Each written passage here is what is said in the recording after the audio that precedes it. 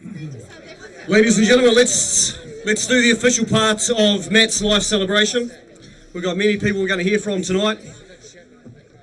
This evening, teenagers, you can make your way over here, or you can listen to us over there if you are. They have to stay behind the fence. You have to stay behind the fence. They're not allowed past the bank there. Lemmings, make sure you're listening to your father. That's you, Rubes. Unlikely. Where's my microphone? So, obviously myself and Matthew have been tasked with leading you through proceedings today. What we decided is that the fuel baron, Matt Davidson, would quite appreciate people wearing pink shirts emceeing his gig, and especially pink shirts with ponytails. So that's what we've gone with in honour of Matt. In fact, we've been celebrating Matt since about 5 to 8 this morning because we teed off for the Whack Fuck Memorial. He's had a great day, actually. He beat Andrew Lovelock off the stick. He did. He's been to the Kassandra Distillery. He's been to Lake Bar for lunch. We weren't allowed to... The best part about it is Kassandra's none the wiser. Matt's in charge of humour. Matt's not very funny, so I feel for you. So, obviously, with things like this and a big gathering in the current times that we occupy, there is a bit of housekeeping to take care of, and he's housekeeping tonight. I am. And as Brent Macon reminded me this morning, housekeeping doesn't mean cleaning, it occasionally means tidying, and there's a big difference between the two. So first of all, if you pass through Blenheim, can you turn around and go home? Secondly, the person who turned up in the electric vehicle, the tow truck is here in 5 minutes, so I'd go and move it. Thirdly, children, I'm sure you can all appreciate that Matt would like you to be seen and not heard. Where you are right now is your boundary. I think you're well provided for over there. You have one bathroom at your disposal. It is the one down the side of the house and around the back, and it is the one that Jim took a shit in this morning. Adults, there are 2 bathrooms in here, down the hallway, one on the left and one in Kassandra's ensuite. Is that right, Kassandra? I just made that up on the fly. Fuel. Fuel is obviously a big word for today. Oh, fuel, yeah, that's F-U-E-L, not W-F-H-E-W. Glassware, if you, thank you very much to Julian and the team at Whitaker Beer Works for bringing along the beer taps. We decided early on that Matt would far prefer us to be drinking out of glass than plastic. So if you do have a glass, please look after it. We do have plastic if we need it. If you need plastic, you probably need Kareem. Anna Lamming. Well, hello, what's going on here? Where is she? There is a guest register somewhere, is that right? Sorry. Oh, there you go. Is there a guest register? Yes, I put it on the table around the corner. There is a guest register on the table around the corner. Please take some time to fill that in. That is not a COVID register. Oh, by the way, if you do become ill in the days following this, you weren't here.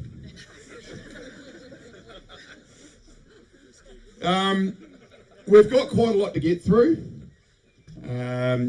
So if anyone is restless, please just put your hand up and we'll take a breather, we'll have a toilet break and we'll recharge our drinks. There is a list of designated speakers. If you're not on that list and you really want to speak, then come and talk to us. And if you're not a lawyer or a real estate agent, we will consider your request. Is the gooch here yet? The gooch isn't here. Okay. We're a bit nervous. Actually, is the gooch coming? We're quite nervous given the state he was in when we saw him at 12 o'clock. Anyway. I think it is probably time to kick into some formalities. Where's Mick gone? Here he is. Over to you, mate. Younger or middle brother? I get youngest brother. Matt's youngest brother. No, I'll just use that one. Fire this thing up. Thank you. Yeah, get in close.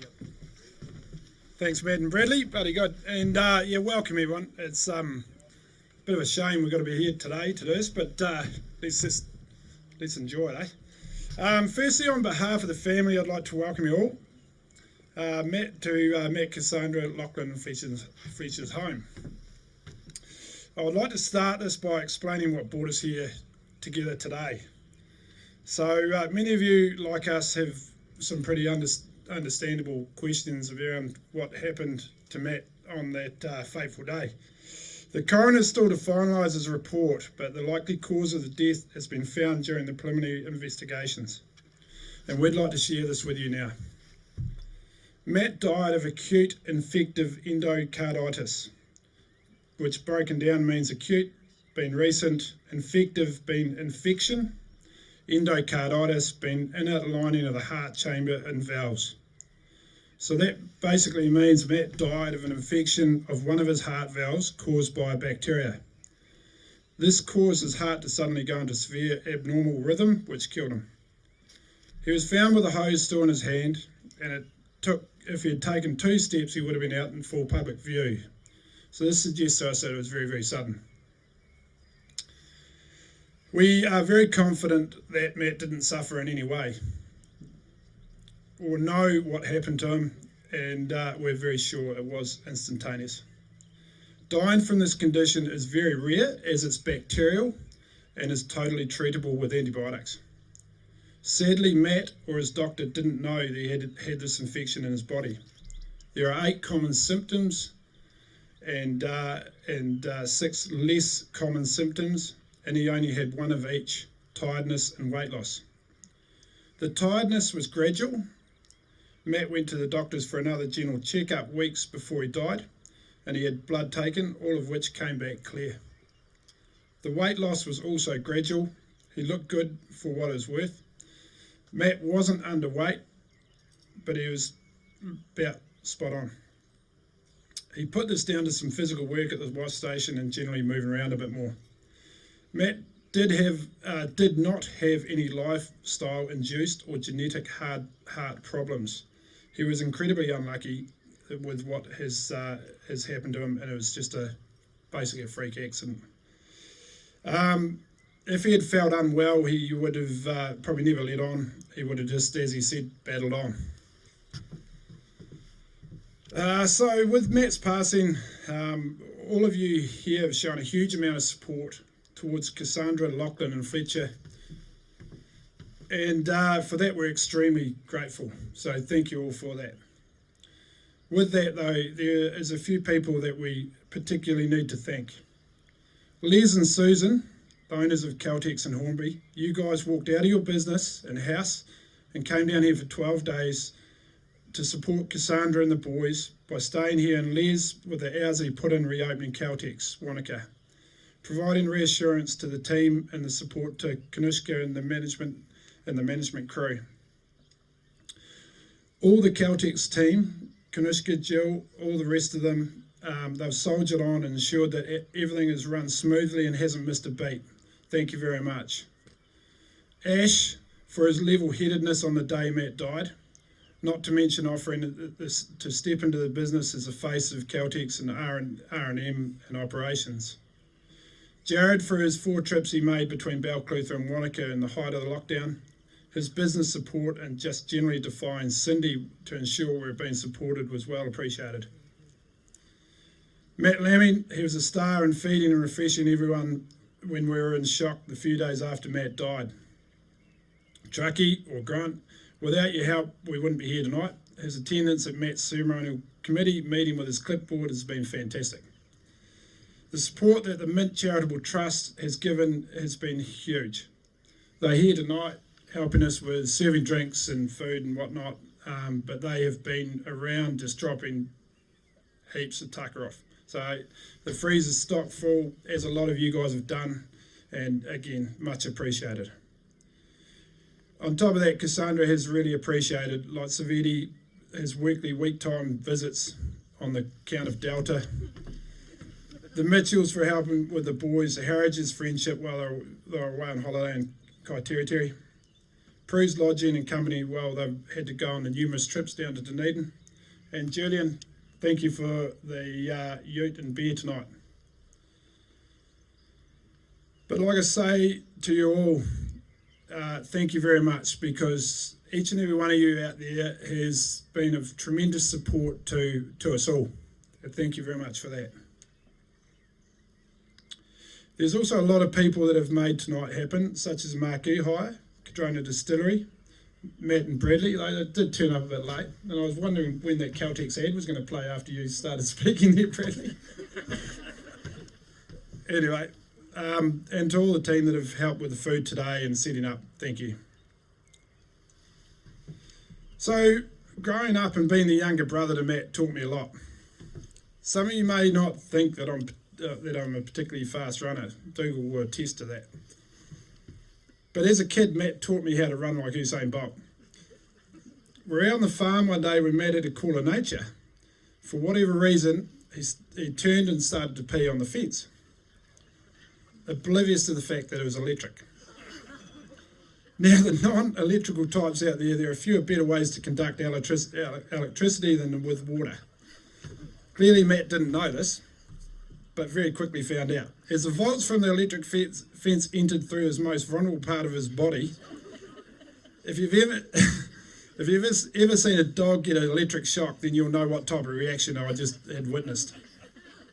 The experience sent Matt backwards onto his bum, crying and wailing, and at the same time I dropped to the ground laughing. I opened my eyes to see Matt coming for me. I up and legged it as fast as I could, with no way I was going to let him catch me. Could have won the Pleasant Point primary cross country that day, I reckon. Matt also taught me about politics and how the little guy gets the rough end of the stick. We were playing pool one day, and for once I was winning, which Matt was not happy about, and an argument started over the score. Unfortunately for me, I turned away and got smacked over the back of the head by a pool cue. A wrestle ensued. Dad came into the room to find out what the fuss was about. This is where the politics lesson of it started. Matt proceeded to put a spin on it, a situation that the Labour government would have been bloody proud of. Me being the innocent party, of course, ended up having to pay for half the pool cue. Matt also taught me how to erase certain events from my memory, like the time we went on a family holiday to Mapua nudist camp. Thankfully, I was 4 or 5 and I can't remember anything. Richard, on the other hand, totally different. And he carries a permanent scar that's firmly etched in his brain. Matt, if you ever asked him about it, had never been there, knew nothing about the holiday, didn't even know the place existed. But no, I'm proud to say that I grew up with Matt as my older brother. As is often the case in the early years, he didn't have a lot to do with his 9 younger brothers. But as the years went by, we had more and more to do with each other. We would chat every other day, and he would constantly tell me what the weather's doing, and what I was up to, ask me what I was up to for the day. The interesting thing about that is I came to the realisation that if what Matt was telling me about the weather is that Wanaka must have about a 2,000 mil rainfall, because it was always about 4 times more than what I had. But yeah, I miss those calls he'd make and tell me how busy he was and all the bum jangles he'd had to deal with. And but deep down, I knew that he was just living the dream. So thanks very much, guys.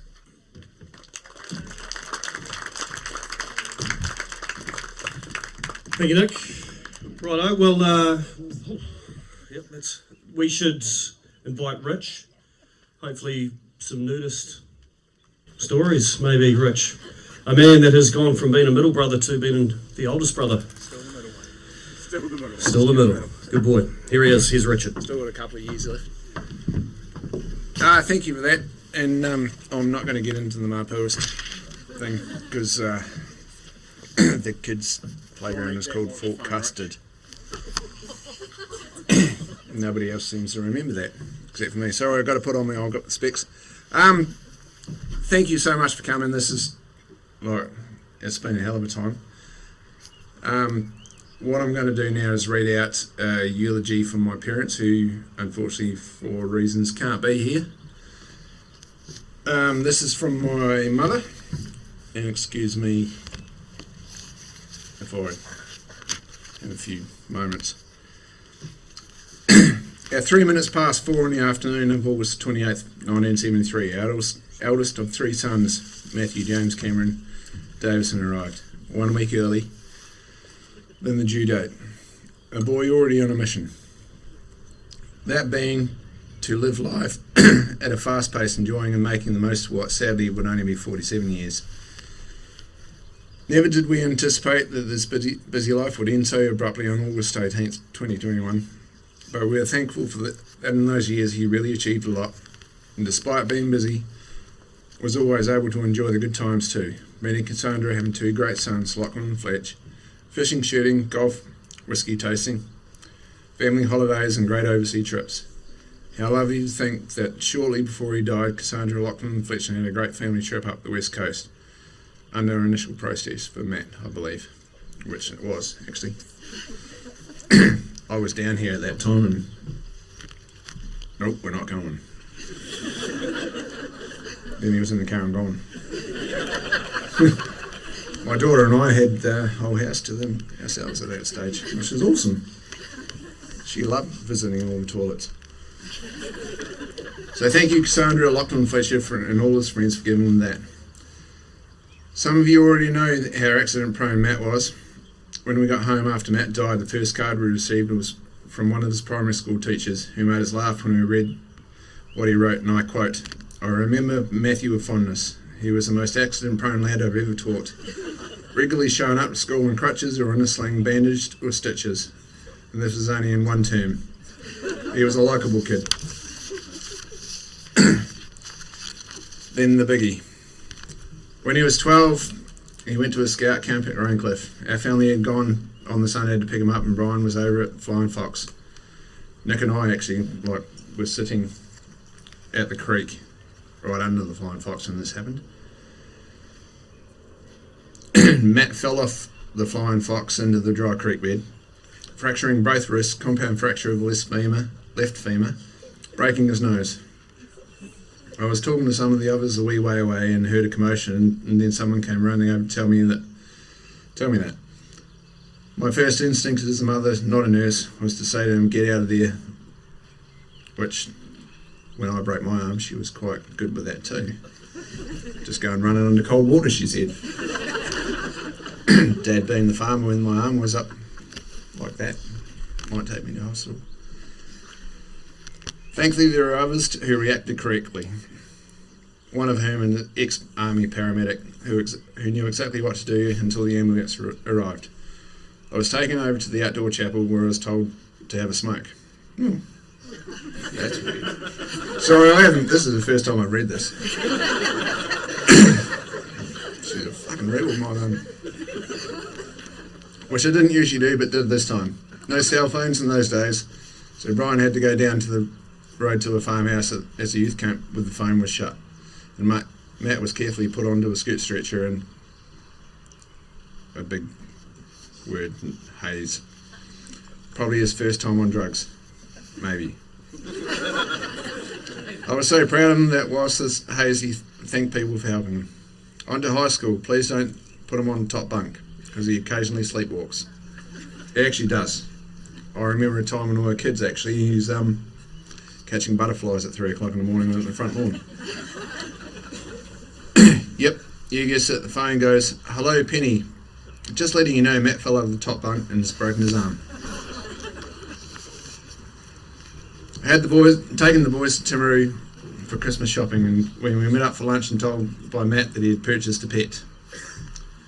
Nothing was revealed as to what this pet was until we were leaving town. Well, it was actually before that, because I remember this. We'd gone into the pet shop and they were selling ferrets for $20.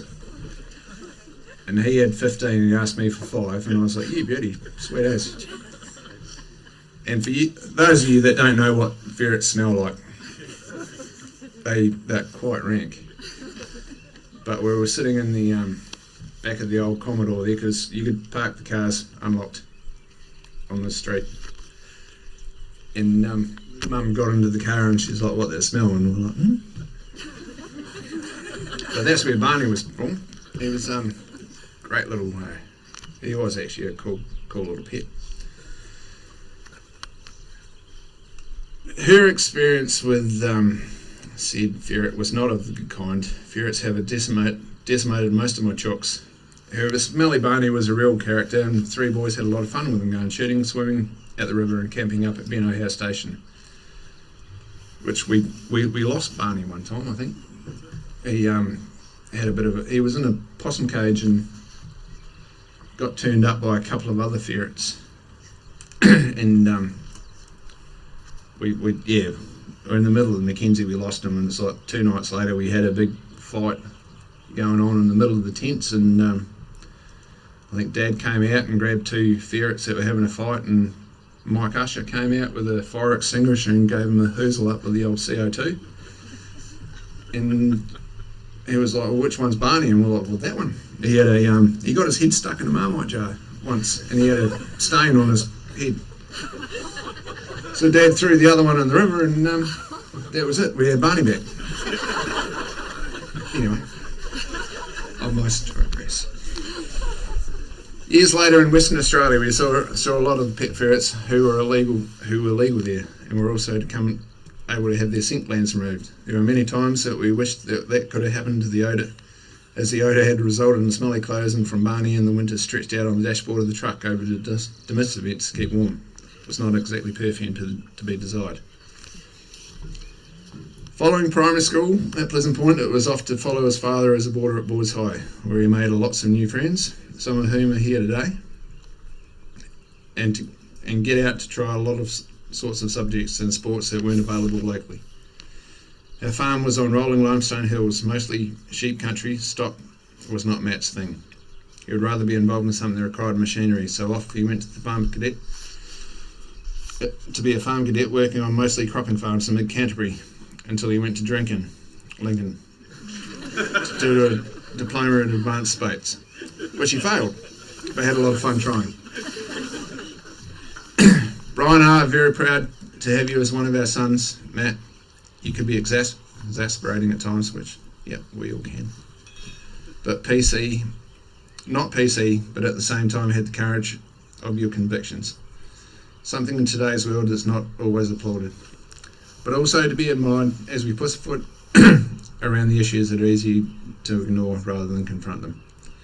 It has been so nice to hear from people that you have been kind and well respected. People don't have to tell us that. If they didn't genuinely like you, they would maybe just have said, sorry to hear about your son, and left it at that.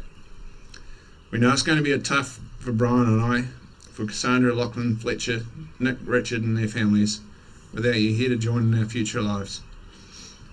But I'm thankful for what we've had. Each other and fantastic groups of friends. You have. Fly free, Matt. We love you so much and we'll really miss you. Thanks, guys.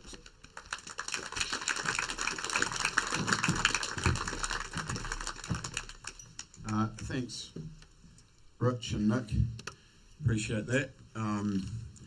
We know you've been able to just sort of live quietly in the background and not have to say anything because Matt said enough for all 3 of you. I think we should probably just take a moment and raise a glass to Penny and Brian.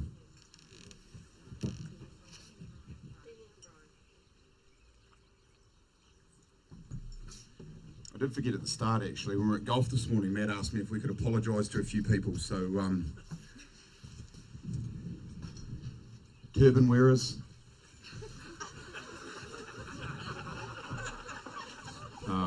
gingers, employees and elected officials of the Queensland Lakes District Council.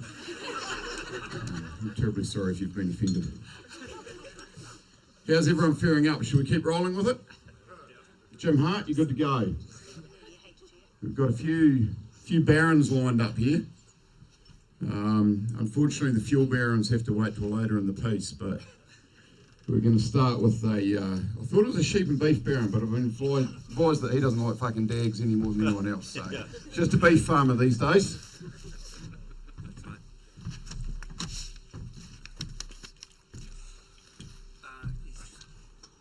A bit closer? How's that? Yep. Hi. Hi there. My name's James Hart, as already been mentioned, and I grew up in South Canterbury and have known Matt all my life. We both grew up on farms. We both attended Pleasant Point Primary School. We both thought school was boring. And we attended the first few years of Pleasant Point High School before Matt headed off to Timaru Boys High School. So even though we were 14 years old, we didn't have Facebook and we didn't have cell phones and our schools were 160 kilometres apart, it didn't make any difference to our friendship. And this is a common theme throughout Matt's life. It didn't matter if you lived next door or on the other side of the world. If you're going to be friends with Matt, distance didn't make any difference. When I look back, I often think it was a wonderful time to be a child. And I hope that everybody looks back and thinks the same thing of their childhood. But nevertheless, it was a great time, and Matt really made the most of being a boy. His weekends were full of the cool stuff young boys like to do. BMXing, fishing, eeling, swimming, rafting, building huts, camping, skiing, shooting, motorbikes, boating. The list just goes on and on. And I think that Brian and Penny can be very proud of the childhood that they gave the Davison boys. And rolling forward in the years, history will show us that Matt and Kassandra have gone on to give Lachlan and Fletcher the very same experiences. Now I'm no expert, but I'm pretty sure that these are the building blocks to life. And I'm sure that those early days instilled a practical sense in Matt that put him in good stead for his future endeavours. One word to sum up Matt's childhood is probably the word which has been touched on, accident prone. It didn't seem to matter where we went or what we did. There were cuts, scrapes, broken bones, mild concussions, burns, stitches. How Penny got through those years without having a nervous breakdown, I don't know. But thank goodness, all I can say is that by the time Matt left school, by the time he got the scouting camp incident behind him, he seemed to get past those incidents, particularly as he spent the next 10 years driving heavy machinery, often with little or no sleep. And he never really had any incidents after that. As has been mentioned, after Matt left school, he worked for a few farmers on and off before he announced that he was going to study at Lincoln University. Now, I'm not sure study was the right word, but nevertheless, there Matt was, in approximately 1994.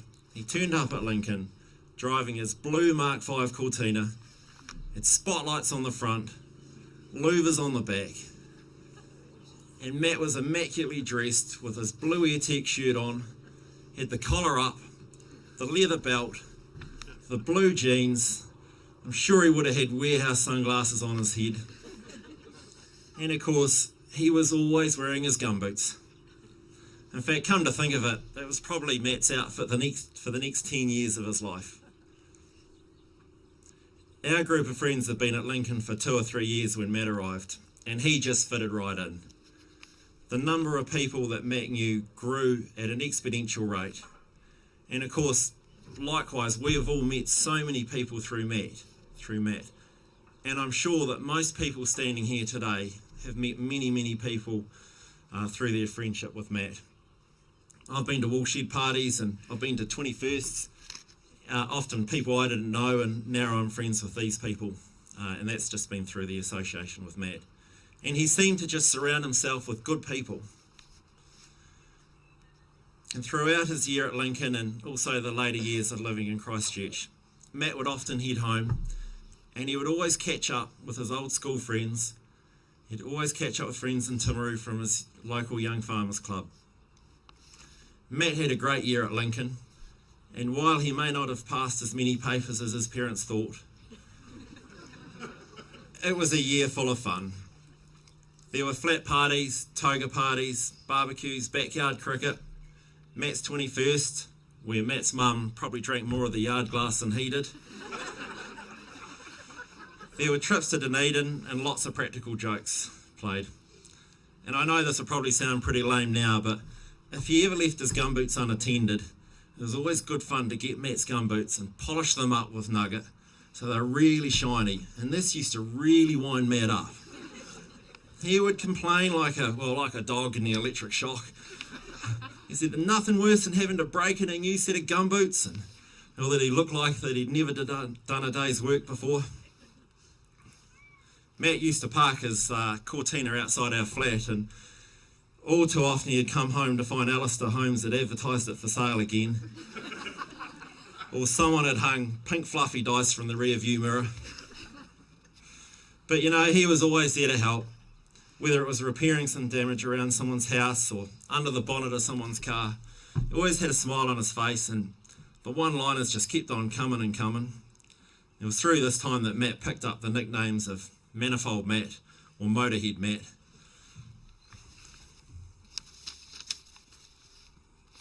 He played a key part in the Undy 500, where we bought an old Holden and painted up in the Hazard County police car colours. And because Matt loved to drive, so he drove it all the way to Dunedin and back, and we spluttered our way down there and spluttered our way back. He was driving, holding the choke on the whole way to keep the engine going. He was right in his element. Matt went to all the Crusader rugby games at Lancaster Stadium, back in the days when you could go to live events. I'm not sure that he knew that much about rugby, but it was always a great day out. And it was here after one of these matches, as we were leaving the stadium, that we got to see a rare glimpse of Matt's sporting prowess. As the crowd was walking out, Matt decided that it would be a good idea to tackle an unsuspecting Simon Waring.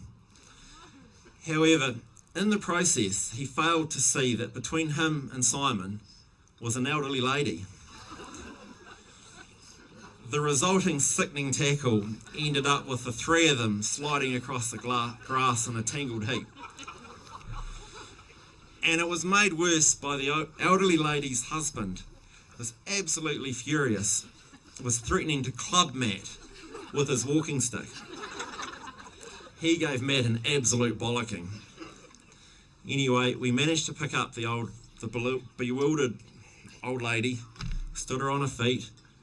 Matt untangled her handbag and put it back over her shoulder, and thankfully the situation was diffused.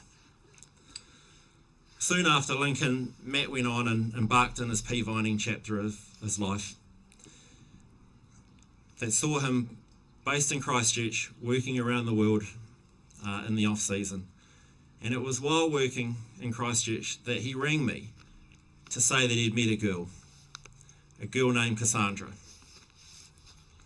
It was a few weeks later we got to meet Kassandra, and it was clear that they were a great match. That particular weekend, Kassandra suggested that we all go out to the New Brighton Pier for a walk. Now, this must have been fairly early on in the relationship, because Matt, who we all know hates walking, but he thought a walk would be a great idea.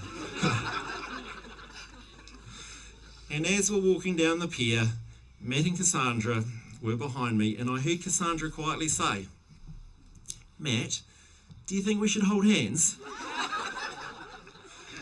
And Matt replied, like only Matt Davison would, "Let's just see what everyone else does first."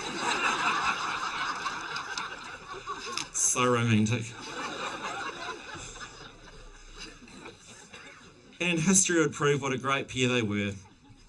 With Kassandra's sound business sense and Matt's practical ability to get things done, they went on to achieve so much. Not long after that, Matt told me they were looking at a service station in Wanaka. He explained the process, how you couldn't just buy it, you had to be interviewed, and you had to make sure that they were a right fit for the business. And now, as a friend, I wanted to be really positive and supportive. But at this point, I had to butt in, and I had to remind Matt that the last time he and I visited a Caltex service station, Matt managed to fill his own car up with the wrong fuel. I told Matt if the Caltex management ever found out about that, he would never own a service station. Anyway, as we know, the move to Wanaka with baby Lachlan in tow was a great move, which opened many more chapters in their lives.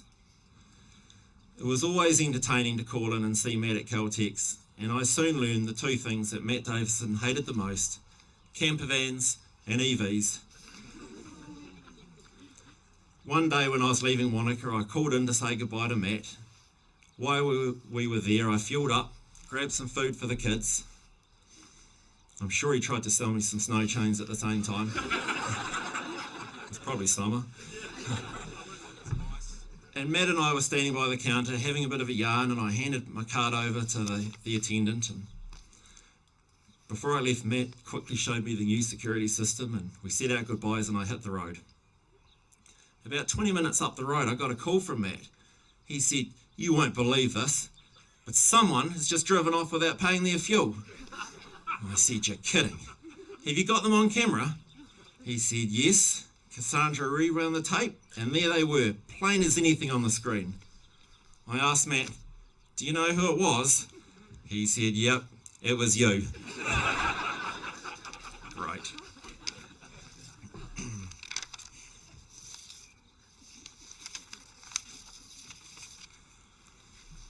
Many of you will know that Matt was a keen duck shooter. He really missed opening morning in Woodbury. Matt liked to pour everyone a port at sunrise to celebrate, and he was quite a successful shot, winning the clay bird shooting numerous times.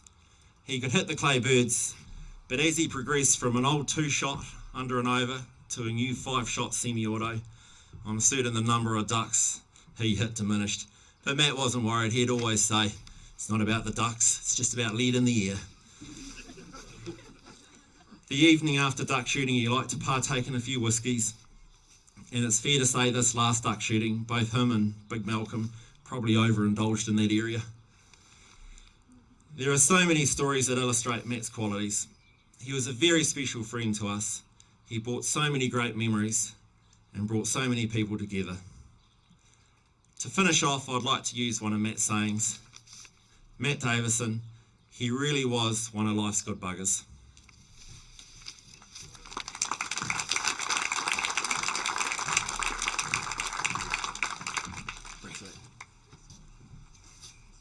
Thanks, Jim. A lot of things are starting to make sense, actually. So I'm not really sure that it was in the fuel for the money. It was just to get out of walking, right? Because someone was recounting earlier, after a few beers in town one day, someone suggested they walk from Lake Bar to the lane. And Matt said, "I can't be fucking seen walking. I own a fuel station." You haven't told everybody the times where he escaped death. No, I'm going to save some of You're those. going to save those ones. I think you need to read from Jackie, who was mentioned in Jim's speech. So we've had a few people that obviously couldn't make it today, so we've got messages to read out. And this one's from Jackie Shaw. To Cassandra, Lachlan, Fletcher and friends, I very much wish I could be with you all today to celebrate Matt and a life well lived.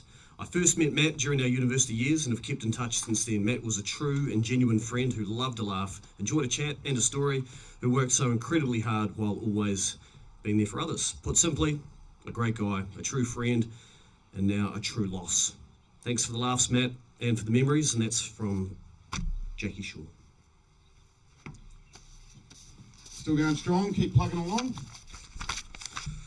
Just like you. So from one farming baron to another, but this time we're going from beef to ducks. Alister.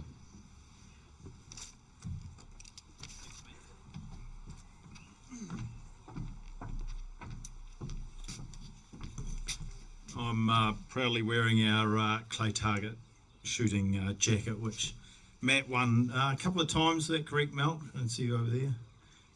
No, I think twice. Anyway, he proudly took this on tour to South Africa, and there's some great photos of him wearing this.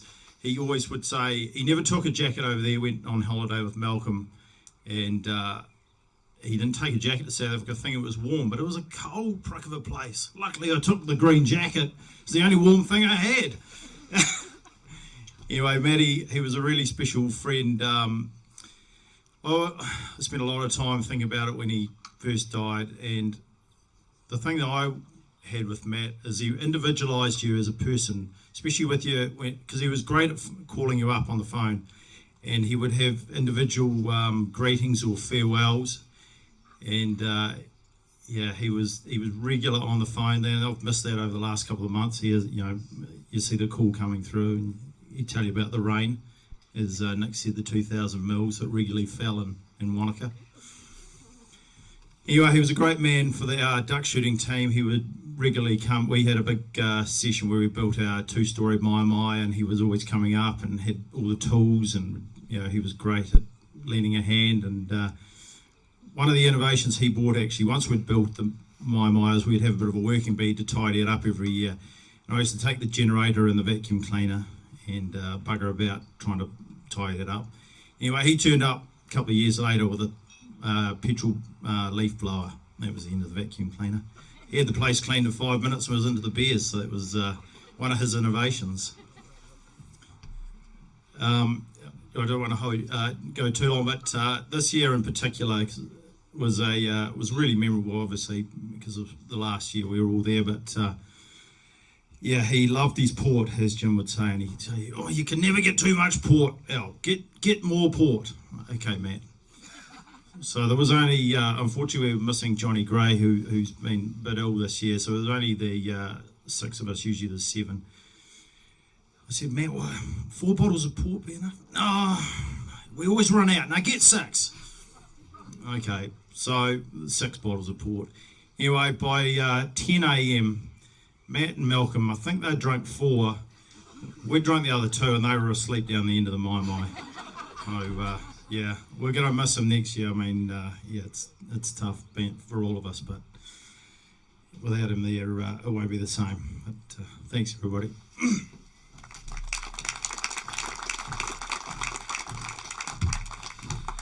I don't know if you knew this about Matt, but he was actually also a radio content director, because it's become quite obvious throughout the course of this that he loves to be on the phone. He used to ring me pretty much 4 days out of 5 at 6:10 every morning and tell me what I should be talking about, what I should not be talking about, and telling me why I should not be telling people how to drive properly. Because he got sick to death of people telling him how to drive properly. Because he was a very good radio content director. And throughout when you've done radio for a lot of times, you actually, when you broadcast to people, you're alone in a studio and you need to imagine somebody. And I kid you not, I used to, obviously with his content directing, I used to broadcast to Matt, and it's now obviously a shame that that part is gone, because he was very good at it. He always knew the pulse of the nation, and I'm pretty sure, as Kassandra would say, I'm sure she'll tell you later, her understanding of how Whitaker works and the inner workings and the inner gossip, that is now gone, because Matt was such a gossip. He used to come home with everything. He was very good at it. He was a very good radio content director. Matthew, who's next? Al, you could have talked for a bit longer, mate. I was halfway through a piss when you finished. I don't know if you've ever seen that sort of thing take place. That is a very, very extensive exercise. Anyone that has seen that will know. I'm sure we can all agree that Matt wasn't really into flowers, and it's so in lieu of flowers, he's actually asked if anybody feels like it, they can help out with one of his local beneficiaries, and this organisation has actually been struggling quite a bit since Matt's passing. So if anyone feels like gifting there's some collection buckets up here for Pembroke Wines and Spirits. Rob Mitchell, where are you?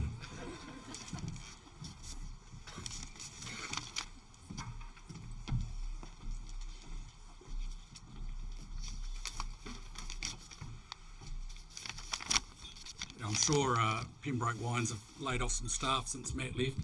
Not the ones he wanted. Come out now. So Matt wasn't always the man in Caltex. When I first met him in the 90s, he was a Lincoln student. I'd finished there, but we both worked at Whitey's driving pea harvesters. Life back then revolved around big machines and little peas, and pea harvesting, as Sarah knows, is one of the most antisocial jobs you can have when you're married or in a relationship. But when you're young and single, it was a great money earner. So Matt and I had back-to-back summers for a lot of the 90s, working around Canterbury for our summer, then heading to the UK or to Europe for their summer. So it was a 24-hour, 7-day-a-week operation, went on for 3 or 4 months usually, 3 a.m. starts or 3 p.m. starts. We worked a mix of these times, And for the night shift, it was early night, straight after Matt enjoyed his Coronation Street, and then getting up for work, and most of our flatmates were just returning home from out in town in Christchurch. So basically we were driving large machines painfully slowly up and down a paddock of peas. The machines picked them, stripped them, and then out of the pods, and they were tipped into trucks and then taken back to the factory back in Hornby. When moving, it could be quite a sight. In the middle of the night, we had 7 or 8 of us, big machines, trucks, caravans, holding up huge amounts of traffic, which was always entertaining for us. And Matt was living the dream. We made good money, burning lots of diesel, and all we did was sit in our arse.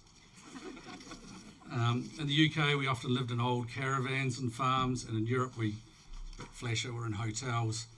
But sometimes you had a hotbed with the bloke on the other shift, which could be a bit awkward when you had a night off.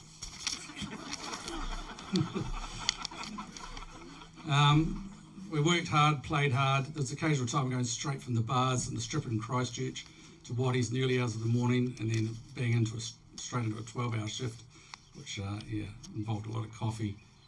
I don't think Red Bull was around then. Cassandra's given us a diary that Matt kept, believe it or not, in 1996 when he left to head overseas for the first time harvesting. Now, Matt did like to complain, as we all know, especially about the weather. We were reading one the other day, and it said, it just left New Zealand, having a stopover in the States, visited Disneyland, May 11, excellent day. Best rides were Mountain, Rail Road, Splash Mountain, Space Mountain. Got back to the hotel at midnight, long day, bloody hot. Arrived in London a few days later, Thursday, bloody cold. Friday, still cold and windy. Saturday, still cold. Goes on and on, a couple of weeks later, bloody hot. Went to some bloody stupid horse show in the Cotswolds, bloody hot, and a long drive. When we were away, there were lots of trips to London on our days off, because we lived about 2 hours out of London, and we used to shoot up to London on our days off and go to the Covent Gardens and the Shepherd's Bushes and such like, and we'd stay in some flatmates, friends of a friend sort of thing, and in his diary he's written them as absolute shithole, and then woke up piss crook. Matt wasn't a big fan of some of the English beers, describing his diary IPA as being rat shit, ale fucking awful, and lager not so bad. Perhaps his taste got more refined as he got older. On one occasion we had a couple of days off, so decided it'd be a good idea to shoot up to Amsterdam, which wasn't not exactly around the corner. We hired a car on the ferry, 6-hour drive, and then in his diary he says, went to a coffee shop and had a few beers, and for the sake of experience, whatnot. Had a look around the red light area. Bloody amazing. As always, we had a night off, made the most of it. Unfortunately, rang our boss thinking we had 2 days off, and it turned out it was only one. Had a 8-hour drive back, stocked up on duty free, and then back. We've heard a lot of stories from some of the old harvesting crew. One that stood out was from a Dutchman. So we worked for a while in Holland for a Dutch company based in Holland and Belgium, and he was in Germany one year, and he was stopped by a policeman while driving down the road. Now, Matt didn't like Germans particularly, or fair to say the police. The policeman asked him for the papers, which we knew they didn't have because they were actually illegal workers. So he asked the officer if his grandfather had his papers in 1940. And as the Dutchman says, that was his first mistake. The officer asked again for the papers, so he went to the cabber's machine, returned with a paper towel, and passed it to the officer. His second mistake. German police have no sense of humour. The officer then started measuring the harvest to see if it was over width. Matt, by this time, this is the words of the Dutchman, was lying on the ground, laughing his head off as he was measuring the narrowest part of the machine, not the widest. He then called the officer the dumbest fuck ever. Luckily, the officer spoke no English, so he had no idea what Matt was saying, and thought he was a bit of a nutcase and allowed them to carry on. Matt and a couple of his old mates, that they worked together on the down south, they finished the pea season and had a month to fill in before coming home. They thought they might join a Kontiki tour and meet some young ladies, shall we say. Unfortunately, the only tour available was a Golden Oldies tour of Scotland, Wales, Ireland, England.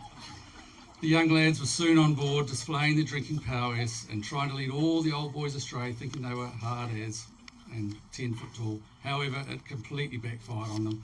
The old boys introduced them to whiskey and stitched them up most nights, good and proper. So Matt acquired a lot of things over the years, cars, boats, houses. But one of the things that sticks in my mind is his list of nicknames. We heard a couple before: Manifold, Motorhead, a few others I can remember: Snake, Diesel, Matty D, Rodney, Flossie, and the one we settled on around here, Matt Jackson, which annoyed the hell out of him. I'm sure there's many more, but also very good at giving them out too. Sarah's still not sure to this day why he always called her Cyril. It even got to the stage in the early days where people thought that was actually her name. That's how he introduced her. Matt made a lot of friends through his harvesting days and was very good at keeping in contact with many of them, as can be seen from the messages that Kassandra's received from all over New Zealand, England and Europe. Many have fond memories of working with Matt, learning from him, laughing with him and drinking a lot with him. He carried on harvesting after meeting Kassandra and driving for Hilton Haulage and a few other places, but before long she had him buying property with his earnings rather than investing it in booze. In the late 90s, we rented a house on the coast, on the west coast, for the Wild Food Festival with a group of friends, including Matt, which is where we first met Kassandra. We'd heard about this mystery woman, but weren't overly sure she actually existed. There was a note at the house: if we could just feed the cat in the house the whitebait that was in the fridge. Matt was having none of this, never going to miss out on a good feed. Straight down the shop, jelly meat for the cat, much to its disgust. A dozen eggs, cooked up the whitebait for us. In 99, New Year 99, a group of us went to Kaikoura for the turn of the century. As you can probably imagine, a rather large night. The next day we stupidly chartered a boat to go deep sea fishing. And there were lots of people very green before getting on the boat. One in particular was ill on the street before we even got onto the boat. A pommy bloke, Duncan. And Matt, being Matt, loved ripping him out, going, "I thought English people were great seafarers," and all the rest of it, blah, blah, blah, blah. Next minute, over the side. And then the wind blew all over him. He carried on for a few seasons while living in Christchurch. We caught up at Goffey's wedding over there, wasn't it? Yeah. And he told us of him and Kassandra's engagement, and he could not have been happier. Before long, we both had kids in tow, and we moved to Wanaka. He moved to Wanaka, and we were in Alexandra, and we caught up regularly. At his first boat that, I don't know if you remember, but called Daryl Kerrigan, a beautiful orange boat that he had, just like what's the movie? The Castle, of course. Yeah. Where he attempted to teach our kids to ski. We had camping trips to Stevenson's Island and all the rest of it. He liked a good yarn. He was never one to gossip, I think, as you know, but he just exchanged information. And if you wanted to know what was happening around the town, you asked him, or if you wanted anyone else to know, you told him. Nothing got past Caltex Corner. Like his harvesting mates, there are many friends who have not seen him for a long time, but they, and those of us fortunate enough to spend time with him, have fond memories. For those who caught up with him for a while, they did as if nothing had changed. He was a good communicator, good at keeping in touch with many people we met. We farewell a great mate today. Rest easy, Matt.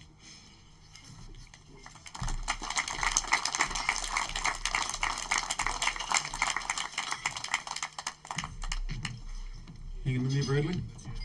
It's me. No, there's a wee job for you here. I guess probably one of the best parts about this has been learning about how accident-prone Matt is, because he always took so much pleasure in everyone else's accidents. We're going to get away with this once and once only, and we did warn everyone that Matt didn't have much of a filter. And there's a little bit of a link here into one of Matt's other close brushes with death, but Matt and Eddie Crow, bloody good mates. Very, very tight. Possibly responsible for renaming Highland Street Highlander Street. He actually has saved Matt's life once before. Yes. Matt Davison loves whiskey, Eddie Crow hates whiskey. But somewhere in the mire, we ended up at a whiskey tasting event. Brent Harridge, I think you might have been there. Rob Mitchell, you definitely were. Can't remember who else. At Pembroke Wines and Spirits, and to be fair, it got well and truly out of control. We got fucking wrecked. Oh, I'm not going to sweat. No? And anyway, a very rare occasion, Matt Davison was going home before Eddie Cray. And so Matt trundles off, and Eddie trundles off a few minutes behind. And 3/4 of the way across Pembroke Park, Eddie finds Matt Davison insisting that he is sleeping there for the night. And we're still not actually sure how it came about, but Eddie somehow got Matt home. And it is actually with genuine relief, because about 6 hours later, Whitaker got to -7. And we're pretty sure that Matt wouldn't have woken from that. So well done, Eddie. Despite being a ginger mate, you have some outstanding qualities. I do believe... Is Russell Moylan a ginger? He's not, is he? Don't know. No. I'm going to be Russell for a bit though. So it's going to take a wee bit. Russ loves the chat, and he's managed to put quite a bit of it in writing. So Bradley will run you through that, and then I think we will get the two fuel barons together, Mr. McPhee and Mr. Glenn. Okay, so this is the gospel according to Russell Moylan. Matthew, Matt, Matty D, Motorhead, Motor. Deep. I think Lachlan does that better, but here it is. Do you want to come and do it? There you go. What a journey, and where do we start? Matt and I first met whilst driving pea harvesters in Christchurch for Waddies. Shit, those were good times. Not a worry in the world, and all the time one could ever wish for. Disappointingly, Matt and I were in different gangs. Matt, and to be honest, the guys that knew what they were doing were in the number 1 gang. And for us, absolute beginners, his words, not mine. Remember, this is Russell. We're in the number 2 gang. We started work 3 p.m. every day and finished the following morning between 3 a.m. and 5 a.m. We worked 14 days on and 2 off, so it was a long slog.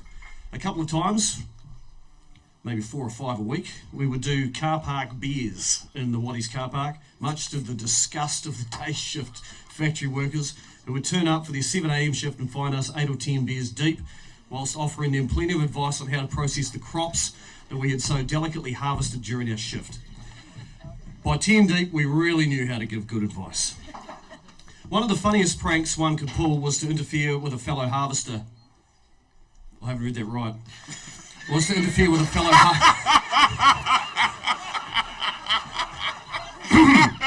One of the funniest pranks one could pull off was to interfere with a fellow harvester driver's strikeouts. It was quite a long sentence.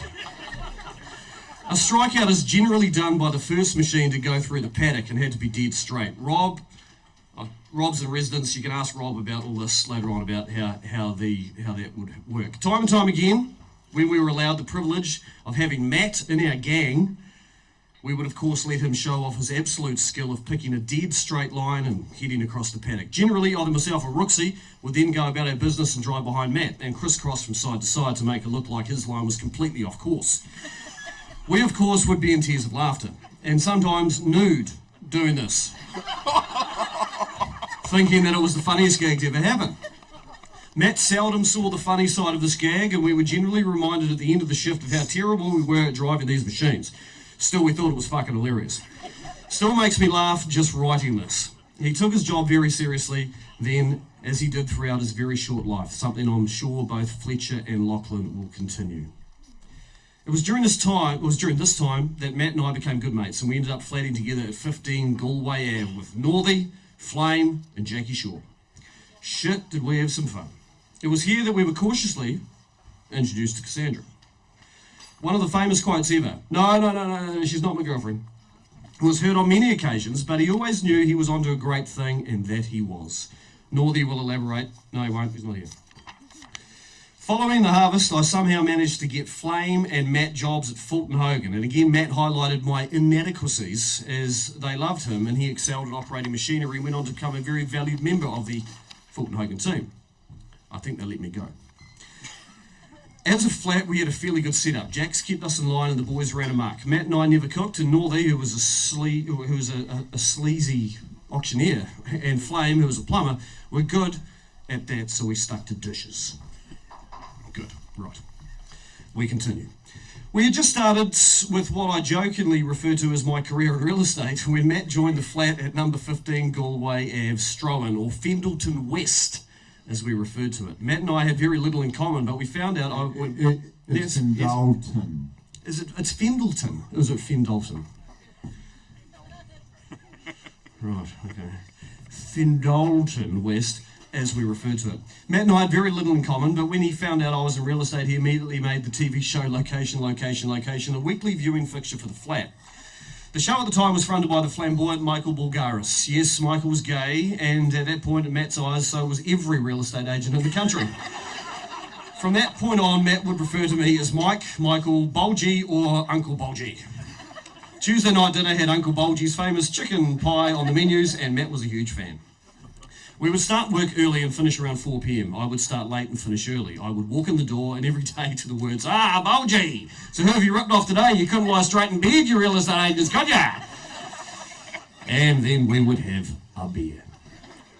Matt came to the flat with the nickname Motorhead. The fact that he didn't seem to love it only made it stick more at 15 Galway Ave. It was a simple life, great fun, no one knowing where we were going or what the future held. There was never any shortage of banter, fun, laughter, good times, and yes, the odd romance. It was at 15 Galway Ave that the romance between Matt and Kassandra began. I don't remember the exact meeting place, I assume the boulevard. The old bully. Matt was a bloke's bloke, and certainly wasn't going to confide in us too much of anything of the intimate nature. He initially explained the upsides and perks that Kassandra offered by being a travel agent and the travel discounts that he would expect moving forward. Kassandra was not only a successful travel agent, but she owned numerous investment properties, and on the balance we had to agree her balance sheet looked good and a prospect he should pursue. We were all confident he would stuff it up, and we discussed more than once when that would happen. I have no doubt that Kassandra played a huge role in supporting Matt's future business success. He was always going to be a great dad and was always going to be a great family man, loyal to the bitter end. Despite having nothing in common, for some reason we clicked. I loved my Galway Ave times and have loved watching all of the crew move on to having great lives. Matt was no exception. Still, as I write this, I'm struggling to comprehend, accept, and understand. I guess it is true that sometimes the brightest flames burn out the fastest.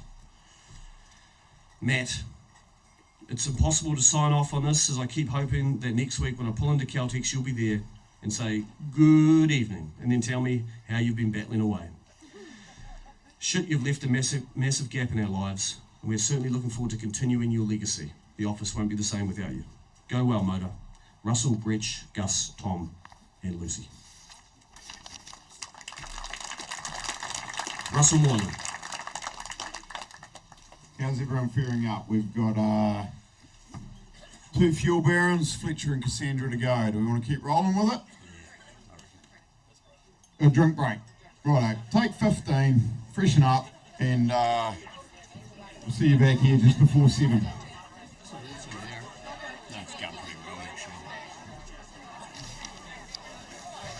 Kassandra was the one that called for the break. I think she might be a little bit fine.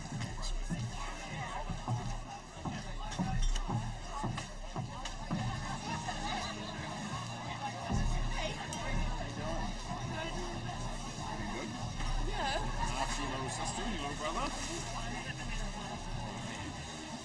The Craig girls here. They've been well behaved, haven't they? They're not running around with bead wreaking havoc, are they? Caleb's got a head tied back.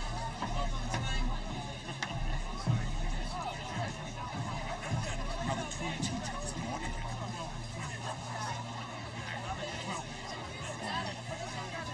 You should have.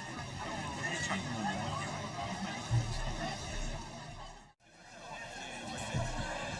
Okay, here we are again.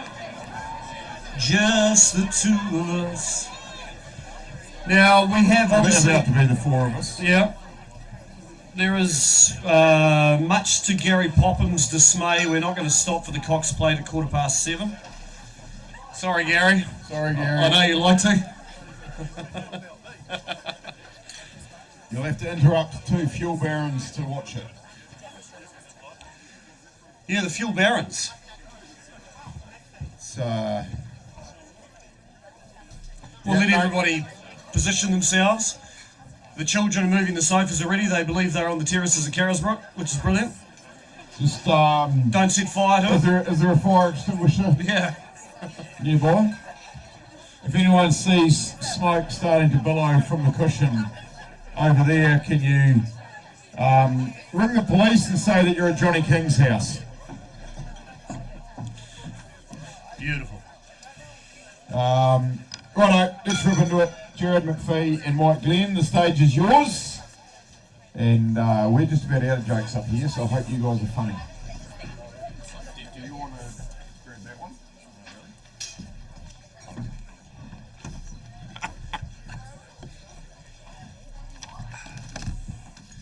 I'll start off, Mike. Right. First of all, given Matt's political correctness and minimal filter, I hope I don't offend anyone, as some of these words are Matt's and not mine. I could just imagine how the last couple of months would have played out as if Matt was here with us. There would be plenty of reference to Cindy and her bumjandle mates, but he would be impressed on how the rules have not exactly been followed, and he'd be proud that he was the reason why they weren't. I first met Matt 11 years ago when I joined the Caltex family, and it is a close family of good buggers. We're all good friends and have shared many good times. With Caltex, we've had the opportunity to travel on a lot of occasions, and if you've ever travelled with the Jacksons, it's actually quite relaxing and feels like a holiday, as you do not have to organise or think about a thing, as in the planning stage, a quick phone call to Kassandra to say, just tell me how much I owe you, and the whole trip is planned. And all you have to do is just turn up, get up, and the days are planned. So this was the same for Matt whenever he travelled. On many occasions he would tell me, Mum's organised a trip away, and often this place would be in the middle of bumfuck nowhere. Or it would be too fucking hot. Interesting enough, by the time he returned, Matt had actually become accustomed to where he went and often to return, but it would always be too fucking hot, and he would just keep battling away. So as we always here today, sorry, is it gone? Is it gone? It is. Matt would used to call me Mad Mike. I don't know why he would say that, but I think as we're here today, that Matt is very mischief Matt, and that's what I used to call him as well. So when he first came to Caltex, I think I was really lucky to have a friend like that, because we used to. And this is one of the things he'd always do. It's Matt. With Matt. Hey Matt, every time I made a speech or anything at Caltex, Matt would pick up his phone.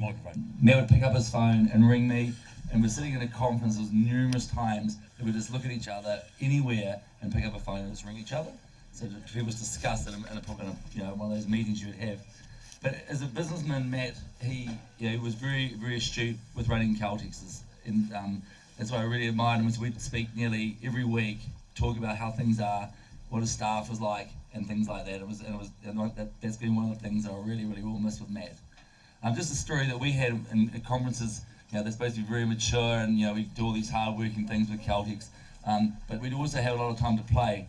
And one of the instances we were in Rarotonga, and those little motorbikes, as everyone knows, you go around Rarotonga, supposed to be only 1 or 2 people on them, and Matt takes me with my two boys,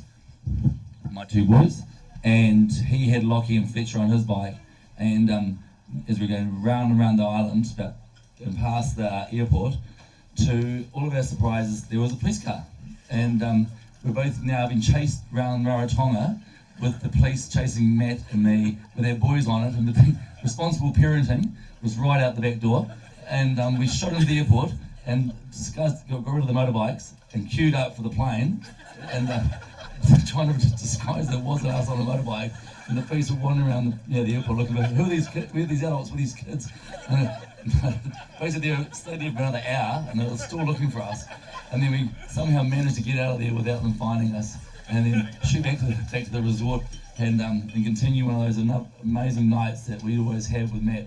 As everyone said, like lots of wine, definitely lots of whiskey, and definitely lots of beer. And one of those things that we really sorely miss with Matt. I thought I'd say a wee bit about our trip to the States. Matt and I were both contemplating setting up a self-wash system a few years back, and it would become apparent that the SEMA show in Vegas was coming up, and America and SEMA would be the ideal place to do some homework, or a field trip. As the buying was pretty good out of the States at the time, so we went ahead, decided to go, and after the hard sell was put on Kassandra, before I knew it, it was booked. There was a couple of hiccups. The dollar turned to shit, and for those who don't know, the SEMA show, it's a massive show, awesome show. Is everything automotive except for car washes. We missed the World Car Wash show by 6 weeks. With these couple of setbacks, we both decided not to complicate things and mention this to our wives.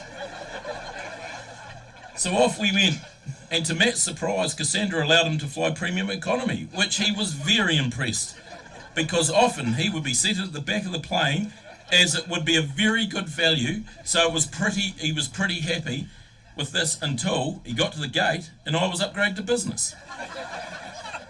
He would often mention how his status was never any good because Kassandra would often fly them on the bumfuck Jandal Airlines. So we got there, picked up our Jeep Renegade and began our research mission.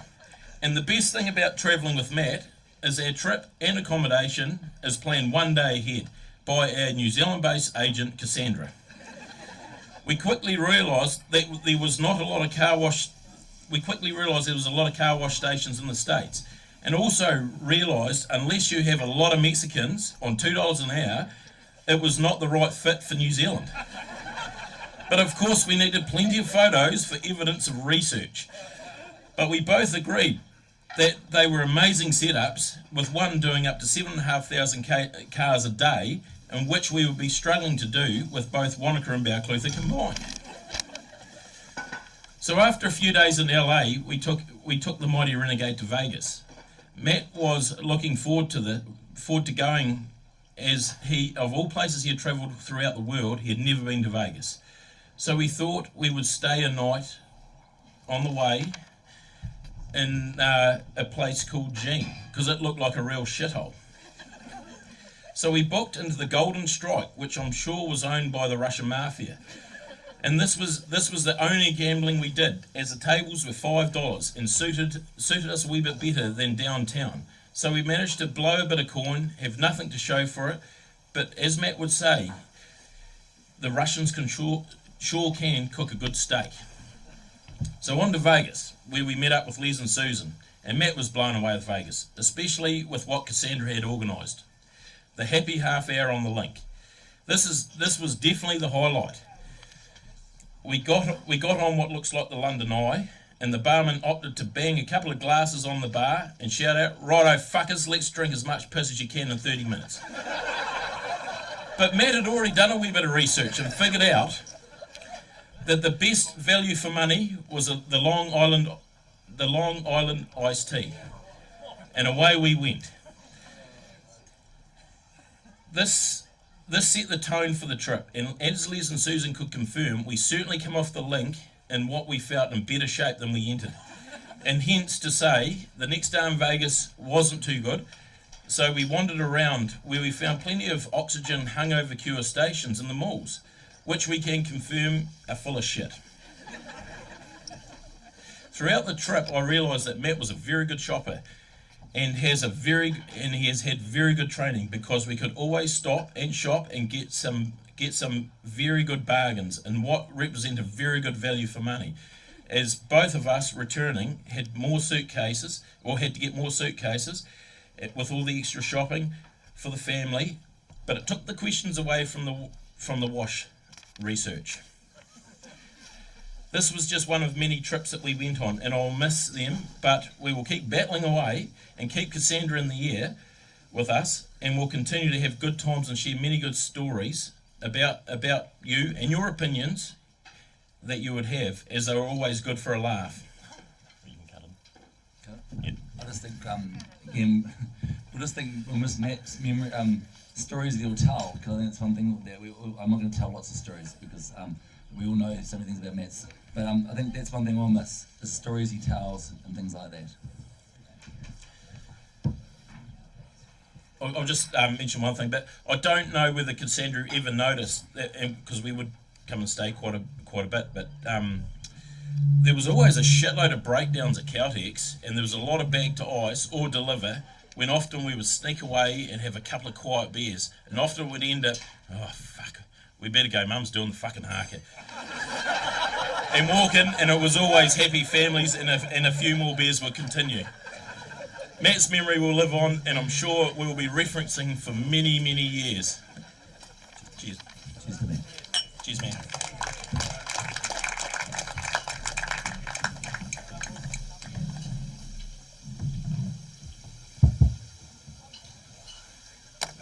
McPhee's interviewing for a new travel partner around behind the red truck in half an hour if anyone's interested. You turn me down.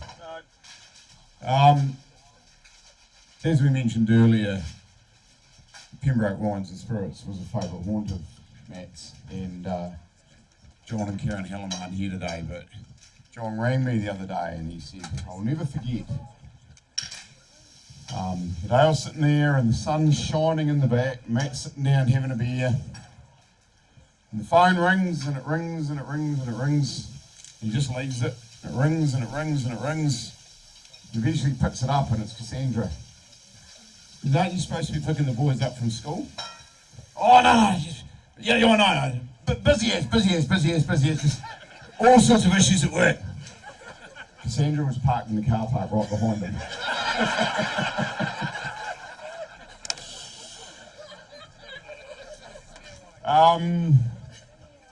Where is the big fella, Ash Whitaker? He was going to say a word. He wasn't. No, he is. Good man. I knew I could rely on you, mate.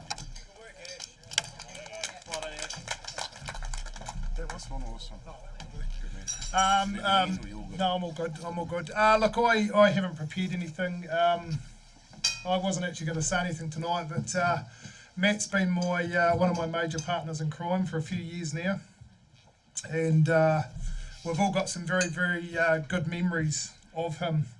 One of the funniest ones I remember is they came and filled cask number 4 at the distillery, and they were thinking it was just going to be a pretty casual day, and they turned up pretty casually. And I was just looking through the book a few minutes ago, and Lachlan looked like he's about 6, but and Fletcher about the same. But it's amazing how much they've grown. And we encouraged everybody to name their cask, and Matt was like, "Oh well, I'm buggered if I know what we're going to call it." And all of a sudden, Kassandra grabs the pen and starts putting Jackson family on it. Well, he got up pretty quickly and then crossed that out. And I think it's now got Davison and Jackson family, but it was hilarious at the time. I'd never seen it move so quick. We've moved a lot of fridges over the years. It was always, Ash, I need a hand to move a fridge or bag of ice or help out with something. Which was always a lot of good fun, and I've met a lot of good people through Matt. Matt was always very good to me and Desiree and the 2 children. He was an amazing friend, and I truly miss the 17 phone calls a day. My phone battery seems to last all day now, I don't know why, but I first met him when I moved to Whitaker, and turned up here with my old hired truck, and went into Caltex to get diesel. And I still remember him coming across the forecourt, and just was on for a heap of yarns, and got to know him very, very well, and he truly grew into a good mate, and he's definitely missed, and he's left a big hole for a lot of people. Some good stories. I've got a couple of stories. I do know how he met Kassandra, and he was telling me one night, and I could be wrong, but when he was working for Hilton Haulage, he was driving the truck one night, and as we all did, working nights and driving trucks, we used to get on the phone, and he rang this phone number, and this chick answered. So he started chatting her up, and didn't have a clue who she was, but he was yarning away to her and thought, oh, this is pretty good.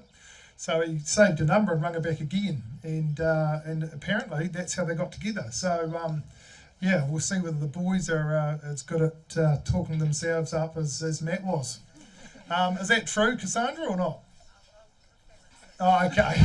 There could be a bit of truth in that. He was always very, very good with the stories, and good buggers or a bum jandle, and Matt was definitely a good bugger. So rest in peace, mate, and I know that everyone here misses you heaps. So thank you.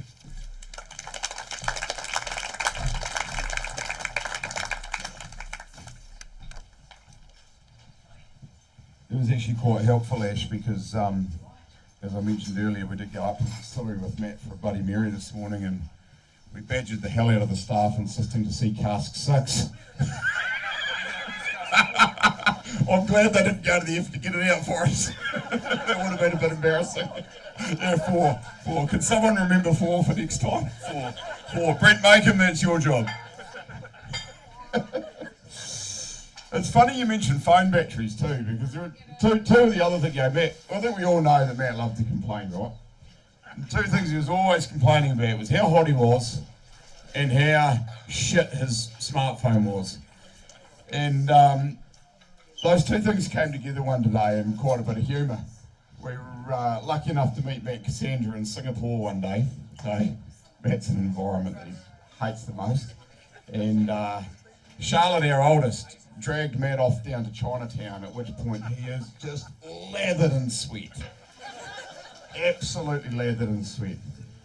And there's a whole lot of shops, and like every Chinatown in the world, and Charlotte talks him into buying this little fan that you can plug into the end of your iPhone. He's walking around holding this fan up to his face. Well, half an hour later his phone battery's flat. He's just swearing and cursing like you wouldn't believe. Righto, Fletcher and Kassandra. You good to go? You going first by yourself? You going to let him go by himself? He's not even old enough to drive. Do you want this one or the fixed one? Do you want the walk? Good man. Keep it nice and close, mate. Yep.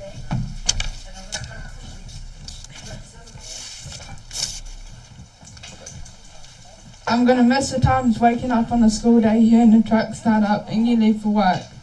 Been walking in the door at 6 o'clock telling us about all the balls up that day and what bum jandle you caught doing whatever bum jandles do at Caltex. I like how you taught me to shoot a gun, and then every Monday night you would take me into town to go small bore shooting and watch me get every bullet on target. Also, I will remember you trying to tell an excuse to Mum about why I found a pack of cigarettes in your truck.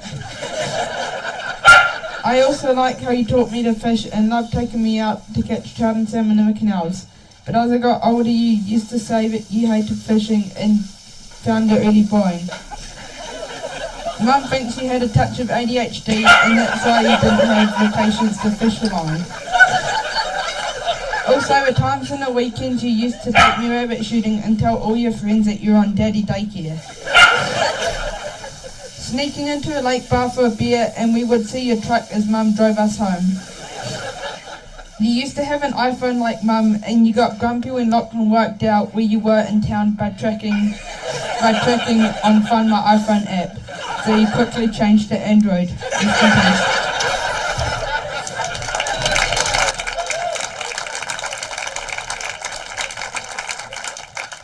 Maybe we chip off the old block there, eh? Well done, Fletcher. Bradley Craig promised me he wouldn't shed a tear, but I think you got him close there. And I certainly did, mate. Dad's pretty proud of you, I'm sure.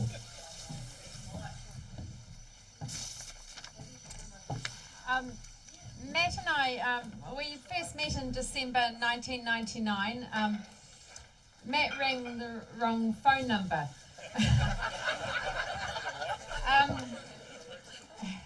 He bought a phone. I bought a phone off someone because I was newly single, and they told me when I shouldn't. I can't be single and not have a mobile phone. So this phone rang one night, and I was in the travel industry, and the travel industry is very social.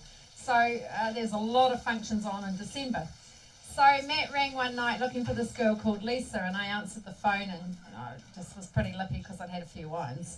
So I chatted to Matt for a minute or two, and then the next few days later I was out drinking again, and Matt rang again. Every time he rang, like the third time he rang, I was out drinking again because it was the travel industry and there's lots of functions going on.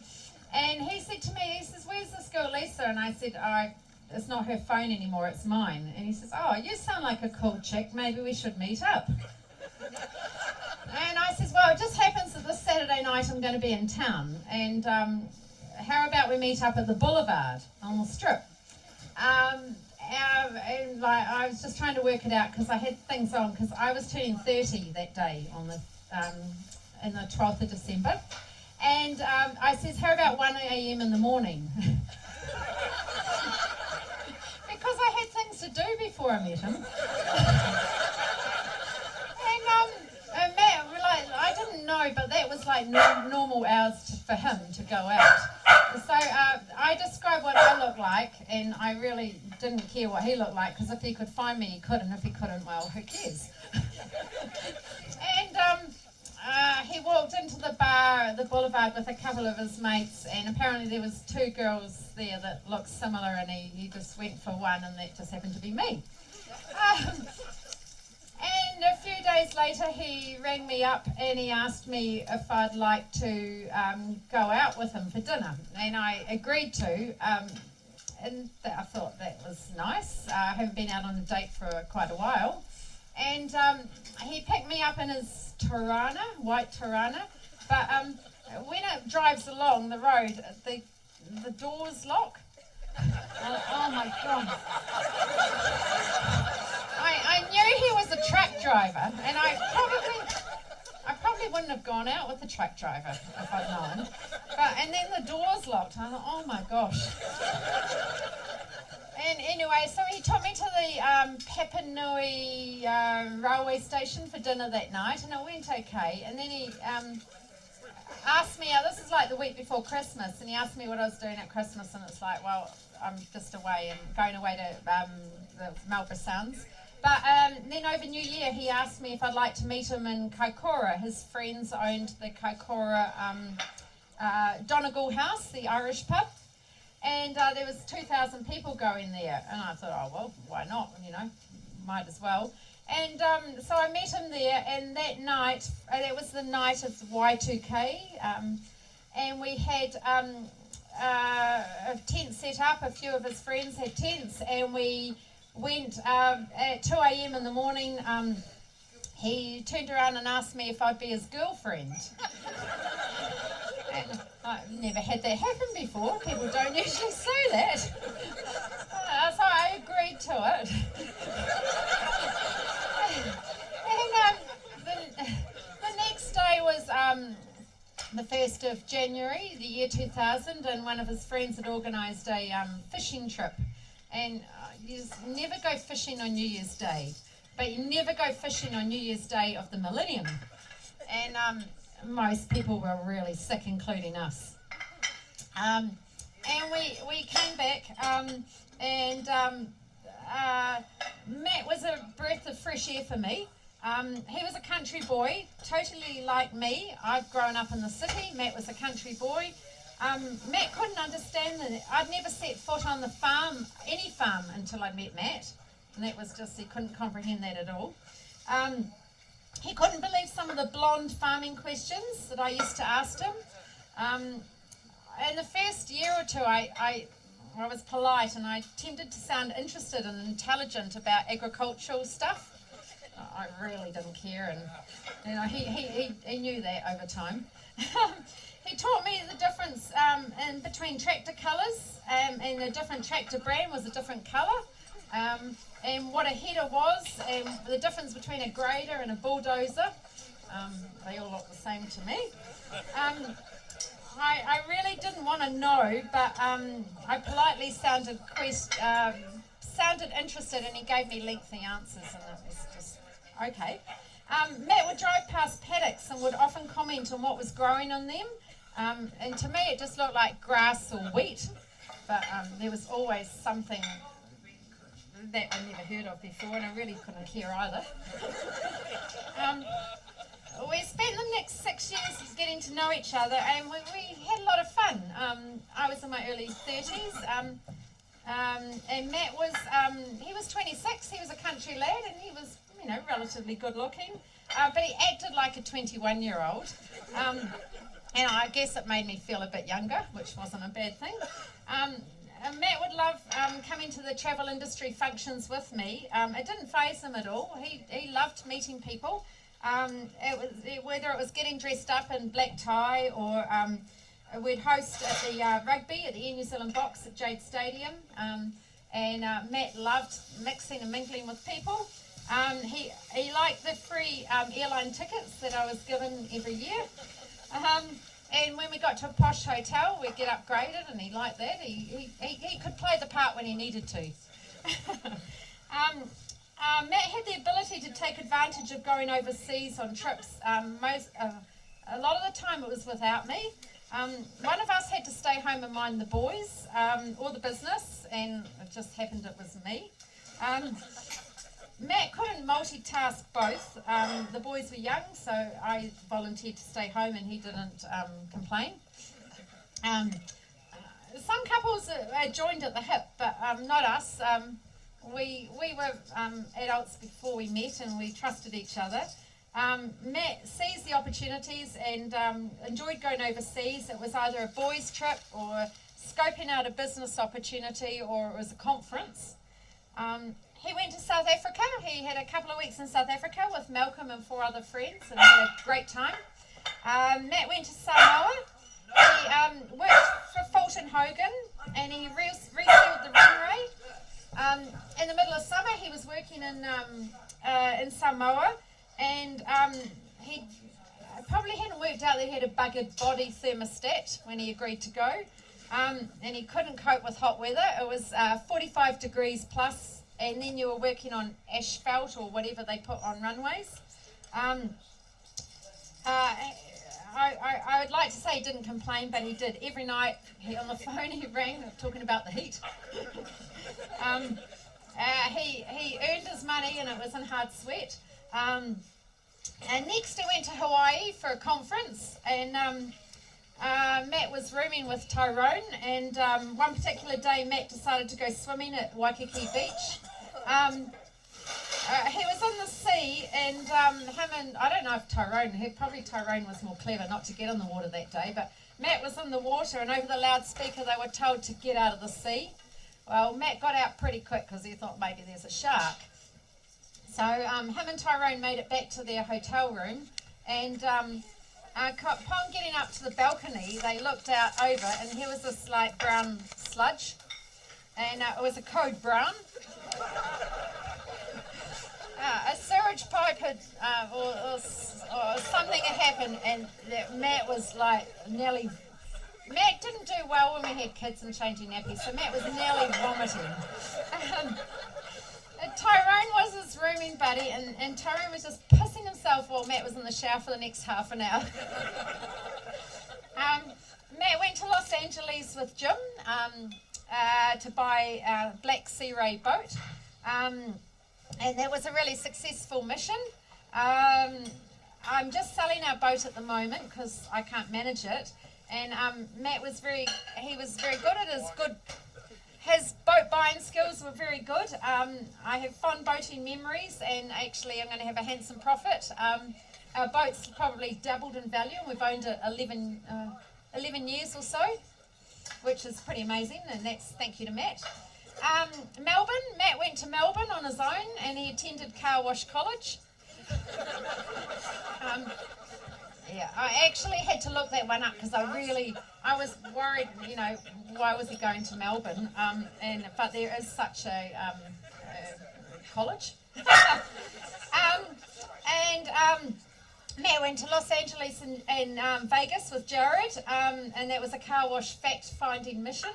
Les and Susan were in Vegas at the time, and the 4 of them had a huge night out on the Strip in Halloween.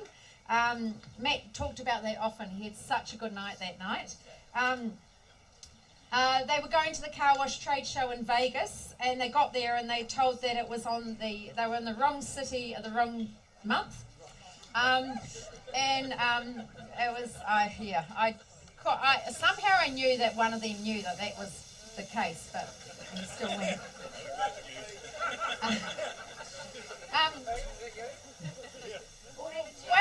One summer, Matt was harvesting for Watties. I pointed out to that I was 35 years old and getting a bit old, and do we want to have children or not?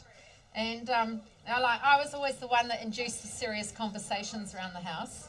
And Matt looked at me as if there was a problem, and what was the problem? I said, well, to spell it out, maybe we should look at having a family. I think Matt only agreed because he knew there'd be a few months of endless sex.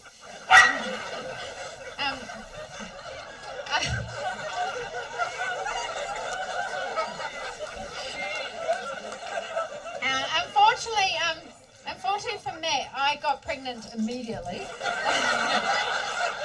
I did a home test that evening, and the result came back positive. I was on my own every evening because Matt was harvesting. So Matt was on night shift, and I didn't want to phone him at work. So because the machinery's quite complex, and I just didn't know how he'd react.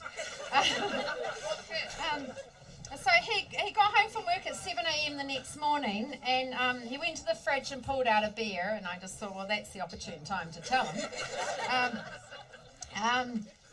You could have knocked him over with a feather. He was pretty speechless about hearing that, and he really couldn't work it out. I let him take it in, and then I left him to it, really. And then I went to work, and I rang him during that day, and he never got any sleep that whole day. I'm sure he was proud that his manhood had been proven and worked healthily, but probably a bit too soon for his liking. We then decided, well, we better get engaged because that's just what you did. It was a good excuse for a party, and we had a lot of people around at the house that I owned at the time in McFadden's Road in St Albans, Christchurch. And we told them that we were expecting a child, and we were a double banger. We were getting engaged as well. We said to everyone we'd get married on an island one day, but we never really got round to it. My one regret is that we weren't married. The boys have a different surname to their only parent now, but we're big enough, we'll get past that. Not getting married wasn't an issue for either of us. We had a big list of things that we'd done over the last 16 years. We never planned to set out to do all this, but there was always something happening. So Lachlan was born in early September 06, and he was only he was 2 weeks early. My desk at work wasn't ready for me to have a baby. I had a lot to achieve in the last week at work. So we went to the hospital that night, and I said to them, well, I feel okay, but maybe I better be in hospital. And so all I knew was that when you go to hospital, you ask for an epidural because you want the top shelf drugs. And so we got there early. Matt was told to walk me up and down the corridor because the pains in my back were getting a bit bad. And he told me these funny stories, which I just told him to just piss off and leave me alone. As the pain got worse, the stories got more boring, and at 8 o'clock the specialist came around and says, well, nothing's happening, we've got to give you a caesarean. Well, I was on drugs, I really didn't care what was happening. Matt told the specialist or the obstetrician to hold on, he's just going to go down to the car to get the video camera, or whatever. Come on, Matt. You got this. Plan for every occurrence. Oh, sorry. We just didn't plan for Kassandra to speak this long. Sorry. The specialist told Matt, well, the baby's going to be born, your baby's going to be born in 5 or 10 minutes. You haven't got time to go down to the car. Matt had all night to sort this. So Matt went pale, and he was more or less told by the obstetrician that he had 9 hours to get your shit together, and you didn't. Bad luck. Lachlan spent 2 weeks in neonatal, and I was 1 week flat on my back in maternity ward, and I was pumped full of drugs. I couldn't even go and see him. So Matt went to see Lachlan, and I think that was pretty special. Lachlan was in a Hume crib for a couple of weeks. So the second day after Lachlan was born, there was antenatal classes. It was our last class. And I said to Matt, well, I think you should go along because I think it's tonight's the night they show you how to bath a baby and look after a baby. So Matt went along, and that night just happened to be breastfeeding classes. And Matt was the only one that was single or went along on his own, and they put him in a apron, and it had boobs out. And Matt was not very happy. He thought I'd set it up. Well, I was still on drugs. I couldn't care less what he'd done that night.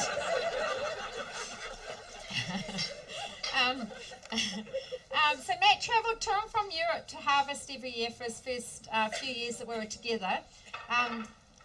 He probably knew or convinced him that harvesting wasn't conducive to having a family. It was really antisocial. So he worked for McCarthy Contracting for a year or so, and his first summer came up, and I said to Matt, working 70 hours a week wasn't, going to work for family life in the future. I had a management job in the travel industry, and I loved my job, but more importantly, when we had, it was good money. It was paid the bills. And Matt worked really hard for his money. Well, I didn't seem to think I was working quite as hard as he was. So I convinced him that perhaps after 10 years of harvesting, he might drop back as, just not work quite so hard. And why doesn't he become a house father? And I convinced him to have 1 day off a week. I think it was a Friday. And so he worked 4 days a week and had a Friday off. Well, that lasted about 5 weeks, I think. He said it was boring at home and he doesn't know what mothers do all day long. Probably because I wanted to make it work for him, that I'd done everything before I went to work. I had another cunning plan, and that was to look for a business that we could both work in together. Because then I could get my fix of managing people, and maybe Matt could do something that interests him. Because he was a doer, he was a hard worker. And so I read the press newspaper one Saturday night, because when you have little children, you don't go out on Saturday nights anymore. And there's a job in the businesses, expressions of interest for Caltex Wanaka. Tyrone said his friend, so Matt's friend Tyrone owns Mobile and Rakaya. So Matt rang Tyrone and said, look, what do you think of this? Should we do it or not? And Tyrone, his parents owned it with him, and he says, yeah, give it a go. See how it goes. So one thing led to another, and we had to go past a psych test, which you had to work together as a couple to do all these exams. And I didn't. To this day, I'm surprised we even passed. I really didn't think we had. And then we had to go to do a presentation to the management at Caltex about how we would run the business. And that was fine, because that's what I did day in, day out with my job. And so we went there and told them about us. We had a new accountant. Well, we had our one and only accountant, Peter. And he looked after the... he looked over the books and he said it's a no-go. You're not taking over this business. It's not worth all that moving towns and what you're going to get out of it. So on Peter's advice, we put a presentation together, and he said, get Caltex to like you and tell them you want a business in Canterbury. So we did that. So 3 days later, Caltex rang us up and said, congratulations, you're the owners of Caltex Wanaka. And Matt said to them, well, we don't want Whitaker, and they sweetened the deal a bit. Peter looked over it, and he said, well, if you can make it, you'll make it work, and it's no worse off than where you are in Christchurch, but you could make it a lifestyle as well. Well, anyone that owns a business in Wanaka knows that none of us probably have got to that stage quite yet. we were both green when it came to retail. The business had been closed for 3 months. We had no staff, and we opened on the 6th of December, 07. Matt and I had no idea what we were doing the first Christmas. It was just diabolical. If we hadn't moved our life and sold our house and moved to Wanaka, by February we would have handed the business back. It was so hard. One of the first things we did was we worked out pretty quickly that we can't work together in the same office. So I moved out of the office and set up at home. Matt and I worked pretty well over the years eventually. He knew what... Matt worked out where he could get cash out of the business. And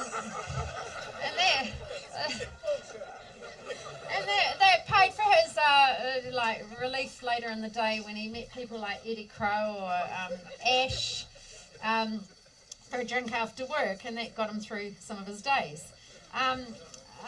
Thinking about it now, there's very few couples that work together in the business, and Carla McPhee, she can attest to the fact that it's not easy working with your husband.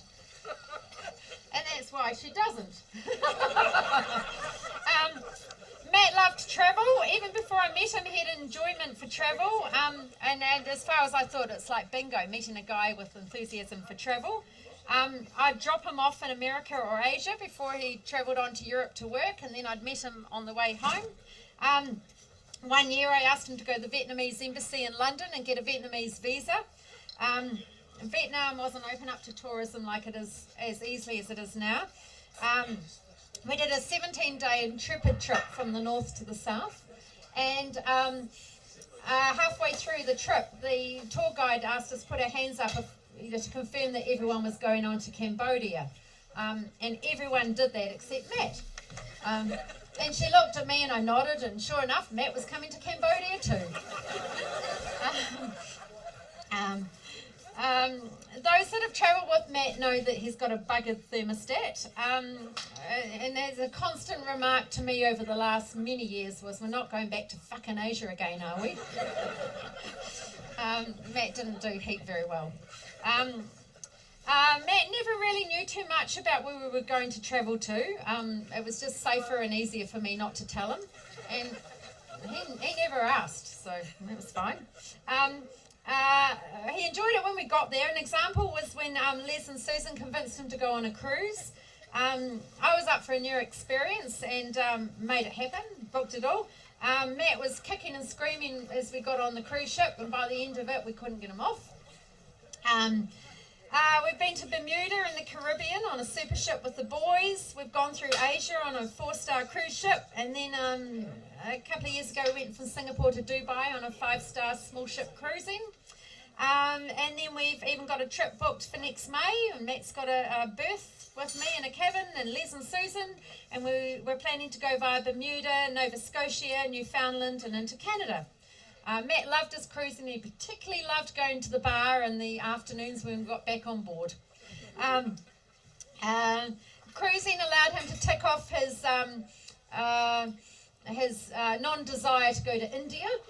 And he's been there for 2 full days, and he said that was enough, and he's been there, done that now. And we've got photos on the TV tonight, and you'll see Matt propped up at the bar, and quite often Susan's in the back of the photos. And Matt achieved a lot in his short life with travel, and then travelled to 6 continents. He just never made it to Antarctica. And the one thing that he hasn't done regularly that he wanted to do more regularly was travel business class, but I wouldn't let him. I've since been told that he was 6'2", so if I knew how tall he was, probably I would have been kinder and allowed that to happen. We had some great family overseas holidays with the boys, and that was many reasons due to Caltex. Every 2 years we went away on conferences, and in the last few years when I felt the conferences were going to get dropped, I've gone on to the conference organising committee. We've been to San Francisco, Fiji, Phuket, Hoi An, which is in Vietnam, and Rarotonga with Caltex. It was always easiest for us to take our children than leave them at home with someone, and the boys have great memories and got a lot of friendships with our Caltex family from those conferences. And they've been a great support to us in the last few weeks. Matt was a great communicator. He'd sit on the phone at night and he'd ring his friends throughout the country. He'd touch base and asking about either the farming or the weather, or the other thing was crops. I just switch off to all that. On the day Matt died, he made 9 phone calls that morning, and that was a lot when you're meant to be at work working. He always knew what was happening in town. He was my social network. Matt would come home and just tell me what was going on in Wanaka. And Matt, half of the people, well, most of the people in Wanaka here tonight, I've met through Matt, and I'm very grateful for that. The boys and I will miss Matt immensely. We live in a small town and a great community. He was our livelihood. Life will be different for us, but we'll get there. I know that life will change, but it'll be different. And Matt's parents have been helpful to us. His brother Richard has been here quite a few times recently. And Nick, Sam and Archie and Wanaka have been a great help, and I'm truly grateful to them. Thank you, wherever they all are. The last 9 weeks has been quite challenging. If I didn't have friends, family and children, I'd be on the couch with a duvet over my head. And I just really want to thank you for coming today. It's not about the quantity of people, it's about the quality. And you're all great friends to Matt and I. So thank you.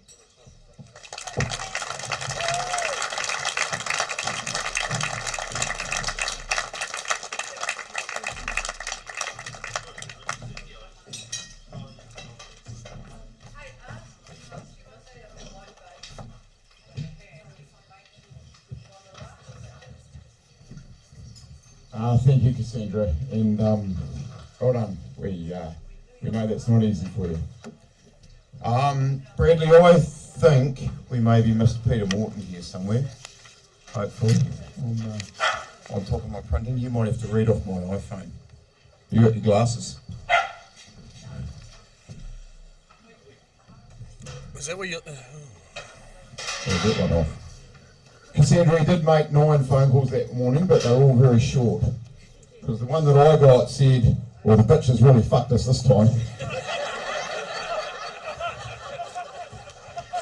I'm glad you're here, Matt. I'm glad you're here. Okay, this is from Peter Morton, who you have heard referenced in various times throughout the course of the night. I've been Matt and Kassandra's accountant, trustee and friend for over 15 years. I've seen them together start with the purchase of Caltex Wanaka with plenty of debt, but with a vision in mind. They achieved many goals along the way. Matt loved people, and people loved Matt. He did not like dickheads, though, and told a few along the way that they were dickheads.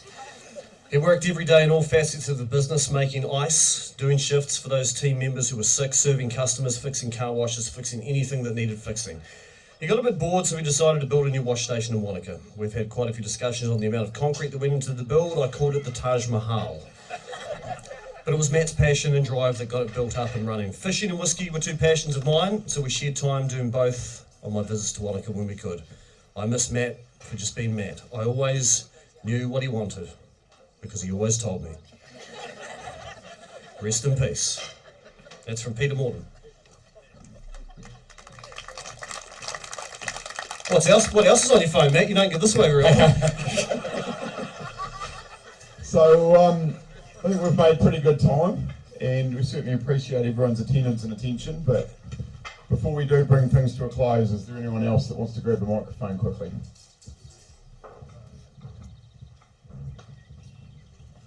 All good.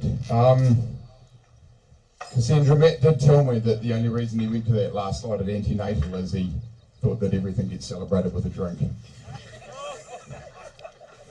And I do think he got accustomed to that 1 day off a week.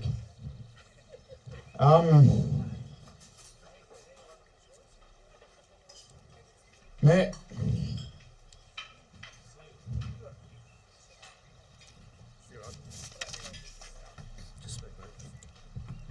We know you probably won't be resting peacefully because you don't know how to.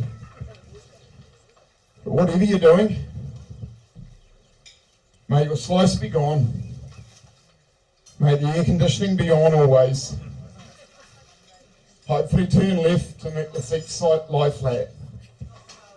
And may you never be paired with Gooch again. Rest easy, big fella.